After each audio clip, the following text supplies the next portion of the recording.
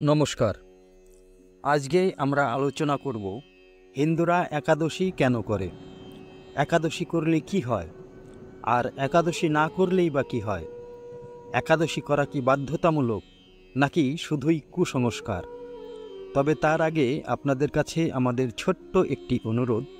আমাদের এই ভিডিওটি যদি আপনাদের ভালো লাগে তবে আমাদের এই সনাতন ধর্মকথা ইউটিউব চ্যানেলটি সাবস্ক্রাইব করে আমাদের পাশে থাকবেন এবং ভিডিওটি লাইক এবং শেয়ার অবশ্যই করবেন। দেখুন, চাঁদের সাথে পৃথিবীর সম্পর্ক বেশ গভীর।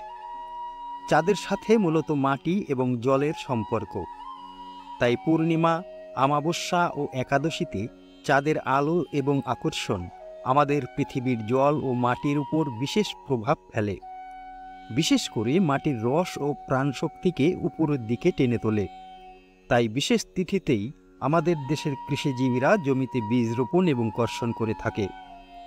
এছাড়া আমাদের শরীরে দুটো মেরু আছে, একটি বাম মেরু, অপরটি ডান মেরু। বাদিকের সাথে চাঁদের সম্পর্ক আর ডান দিকের সাথে সূর্যের। চাঁদের সম্পর্কের মধ্য দিয়ে আমাদের মাতৃশক্তি বেশি ক্রিয়াশীল হয়। আমাদের ভাষা, কল্পনা, দর্শন, সৃজন শক্তি এবং শিল্পসত্তা এগুলোর সাথে চন্দ্রতত্ত্বের সম্পর্ক।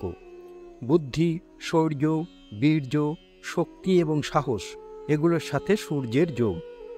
মজার ব্যাপার হলো, সূর্য এবং চন্দ্র আলাদা নয়। সূর্যের আলোই চন্দ্রে প্রতিফলিত হয়, কিন্তু চন্দ্রের আলো অনেক স্নিগ্ধ। সূর্যের দৃপ্ততার মধ্যে যেন পৌরুষের ছায়া, আর চন্দ্রের আলো যেন মায়াধরা প্রেমের হাতছানি। সাধনার ক্ষেত্রে এই দুইয়ের মিশ্রণ প্রয়োজন। আমাদের শারীরিক ক্ষেত্রেও চাঁদের ভূমিকা অনেক বেশি। পৃথিবীতে যেমন ৭৫ ভাগ জল আর বাকিটা স্থল, তেমনি আমাদের শরীরেও রস এবং জলতত্ত্ব মিলে প্রায় ৭৫ ভাগ তরল। মাতৃগর্ভেও একটি শিশু জলজ তরলের মধ্যেই থাকে। জল থেকেই আমাদের উদ্ভব এবং জলজ উপাদান দিয়েই মূলত আমাদের শরীর গঠিত। তাই বিশেষ তিথিতে পৃথিবীর উপর চন্দ্রের মধ্যাকর্ষণ যখন বেশি ক্রিয়াশীল হয়, তখন নদী এবং সমুদ্রে জোয়ার ভাটা হয়। একইভাবে আমাদের শরীরের মধ্যেও যে জলতত্ত্ব রয়েছে তারও উচ্ছ্বাস দেখা যায়। এই সমস্ত লক্ষ্য করেই আমাদের ঋষিমুনি এবং বৈদ্যরা একাদশী পালন বা উপবাস করার কথা বলেছেন। একাদশী পালন মোটেও আবশ্যিক নয়। অনেকেই একাদশী, অমাবস্যা এবং পূর্ণিমা আলাদা করে মনেও রাখে না এবং পালনও করে না। দুই রকমের একাদশী হয়, যথা শুক্লপক্ষ এবং কৃষ্ণপক্ষ। শুক্লপক্ষ মানে চাঁদ যখন ধীরে ধীরে পূর্ণিমার দিকে যাচ্ছে, সেই সময়ের একাদশীতে চাঁদের ৩ ভাগ আলোকিত এবং ১ ভাগ অন্ধকারে থাকে। কৃষ্ণপক্ষের একাদশীতে চাঁদ অমাবস্যার দিকে যায়, তখন ৩ ভাগ অন্ধকারে আর ১ ভাগ আলোকিত হয়ে থাকে। চাঁদের আকার এই সময় এক ফালি কাস্তের মতো বেঁকানো। চাঁদের এই রূপটি শৈব পরম্পরাতেও আছে, এমনকি ইসলাম ধর্মেও আছে। চাঁদ দেখে দিনক্ষণ ঠিক করা হয়, কারণ চাঁদের সাথে সাধনার সম্পর্ক। চাঁদের গায়ে চাঁদ লেগেছে, এখানে আজ্ঞাচক্র তথা মনের ভূমির কথা বলা হচ্ছে। বছরে ২৪টি একাদশী পড়ে, তার মধ্যে কয়েকটি বিশেষ একাদশী। চাঁদের আলো অন্ধকার যখন ৩/৪ অথবা ১/৪ হয়, তখন আমাদের শারীরিক এবং মানসিক গঠন তুঙ্গে চলে যায়।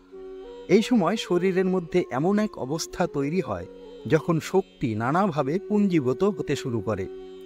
তখন শারীরিক এবং মানসিক স্বাস্থ্যের কারণে যদি কেউ উপবাস করে, তাতে উপকার অবশ্যই পাবে।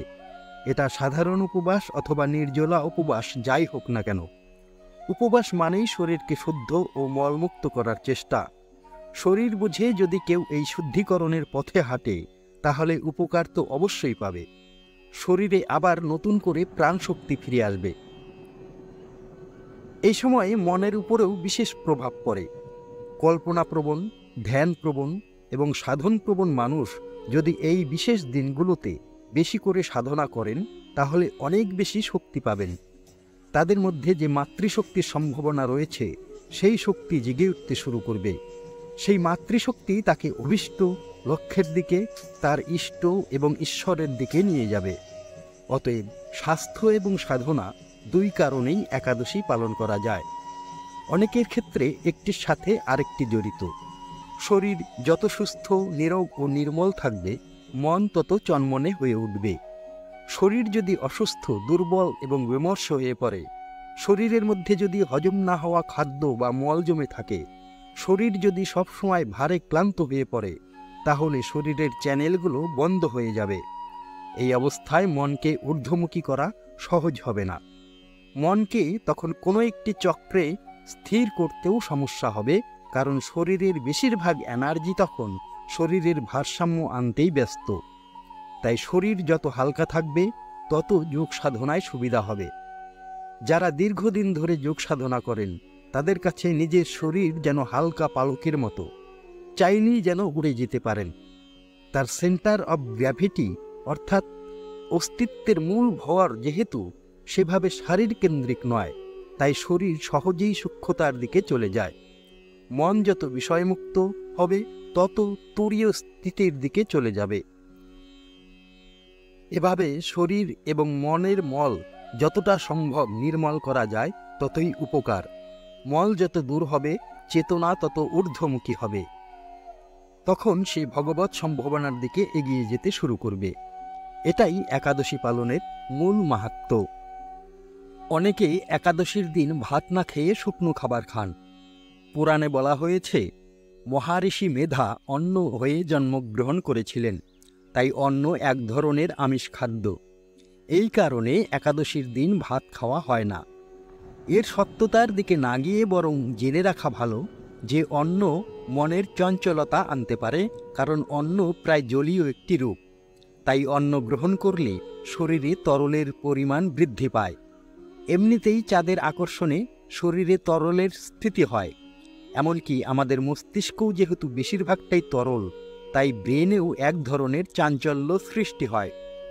এই চঞ্চলতাকে সাধনার জন্য ব্যবহার করা যায়। আবার অনেকের ক্ষেত্রে এর জন্য পাগলামিও দেখা যায়। যাদের মাথার সমস্যা রয়েছে, তাদের আমাবস্যা ও পূর্ণিমাতে পাগলামি বাড়ে, কারণ মস্তিষ্কের লিকুইডগুলি অতি সক্রিয় হয়ে ওঠে। এই সব বিচার করেই সেদিন অন্ন গ্রহণ না করার পরামর্শ দেওয়া হয়েছে। অন্ন গ্রহণ না করে তাই বলে কি বেশি করে লুচি, ঘি, লাড্ডু, মিষ্টি খেয়ে শরীরের 12টা বাজাবো? এই প্রসঙ্গে ঠাকুর রামকৃষ্ণ মজা করে বলেছেন, অমুককে দেখলাম একাদশীর দিন লুচি দিয়ে কুমড়োর ছক্কা খাচ্ছে, দেখে আমারও স্বাদ হলো, আমিও একাদশী করব। আমি লুচিও দিয়ে কুমড়োর ছক্কা খেলুম। খেয়ে এমন আমাশা হলো যে 7 দিন আর বিছানা ছেড়ে উঠতেই পারলাম না। নিজেকে উদাহরণ দিয়ে উনি আমাদের অবৈজ্ঞানিক রীতিনীতিকে কটাক্ষ করেছেন। সেদিন ভাত না খেয়ে যদি এমন খাবার খাওয়া হয় যেটা হজম করতে 3 দিন লেগে যাবে, তার চেয়ে বরং ভাত খাওয়া ভালো। ভাত না খেয়ে তার জায়গায় চব্যষ্টেষ্য ভাজাভুজি খাওয়াতে কোনো উপকার হবে না।